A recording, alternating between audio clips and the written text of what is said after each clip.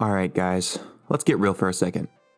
The winter storm in the US this past week affected the city I live in as well, and after having days with little to no power at all, it was basically impossible to work on any content. It was truly a sad week, and I think it's important we address this issue first and foremost. Oh, I'm not talking about the storm. Miyamura cut off his incredibly luscious locks, and I don't know how to feel. What's up everyone, my name's Buckshot, and welcome back to another Horimiya breakdown where we're going to be talking about episode 6 of the series and see just how much the story was changed from the manga. And as always, I'll be talking spoilers from the 6th episode of Horimiya as well as its corresponding manga chapters. After he spent the night at Hori's, surely Miyamura knew it wouldn't be long before their new relationship was discovered by the other students.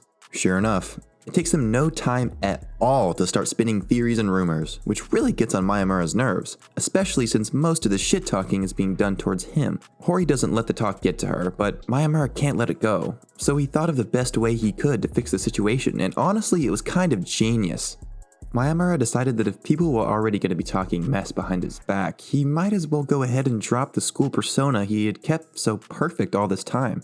Plus, if the only problem people had with the situation was that Miyamura was too dark and depressing to be Hori's boyfriend, then it would make the most logical sense for him to stop being so dark and just be himself. The fact that he was willing to just cut his hair and not give a shit about his appearance to others anymore shows just how far he's willing to go for Hori, and how easily she can inspire him. Of course, this causes every girl in school to suddenly notice what Hori sees in Miyamura. But luckily, Hori saved the day with her classic, "I will find out where you live and strangle you in your sleep" stare. But one girl in particular is a bit persistent than the rest, so much so that she ends up following Miyamura around. But to the shock of many, this second year known as Hanoko Sawada is actually in love with Hori the whole time and not Miyamura. Everybody seems to find this actually pretty hilarious, except for Miyamura of course, who now suddenly has become very possessive of Hori. But after finding out Sawada coincidentally lives right next door to him, he gets to see a completely different side of her after she's forced to stay at his place until her parents get home. She claimed to have had a brother, and even though she played it off as a joke, Miyamura clearly knew better and found out her brother had passed away not that long ago. So, nice guy Miyamura lends out a helping hand to her the next day and even offers to let her come back over to his place for cake sometime. Oh, but that doesn't mean Sawada isn't still gonna try and take Hori for herself. She definitely thinks she actually still has a chance with her. Shindo returned this week with a massive haul of candies to share with Miyamura and Hori, but of course, only the shitty flavors are left. And by the shitty flavors, I don't mean your least favorite. I mean they are literally disgusting flavors that should never be in candy. I mean really, who in the right mind wants to suck on hard candy flavored like cheese or clay? I'm honestly glad Miyamura forced Shindo to eat the cheese candy. He deserves it after trying to pawn off the shit flavors to Miyamura. But in all seriousness, it was a kind gesture, and what I really wanted to discuss was what happened after Hori tries the clay candy.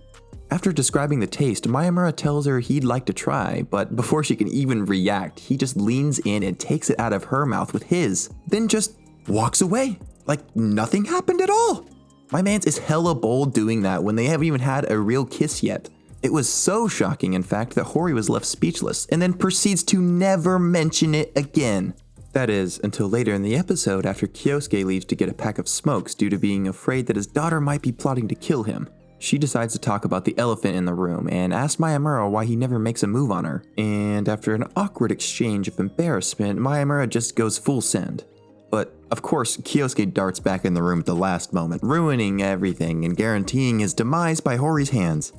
Hopefully soon Hori and Miyamura can finally get some peace and quiet and find out what exactly they want out of this relationship. But with Kyosuke around, I doubt that's possible.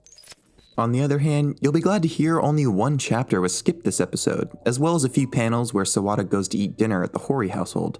The skipped chapter was called Fool, and it's the 28th chapter in the manga. One day, weight comes up in conversation, and to everyone's surprise, Miyamura finds out that he weighs the exact same as Hori. Of course, Hori freaks out and starts trying to go on a crazy diet as she believes it's because she's getting too fat.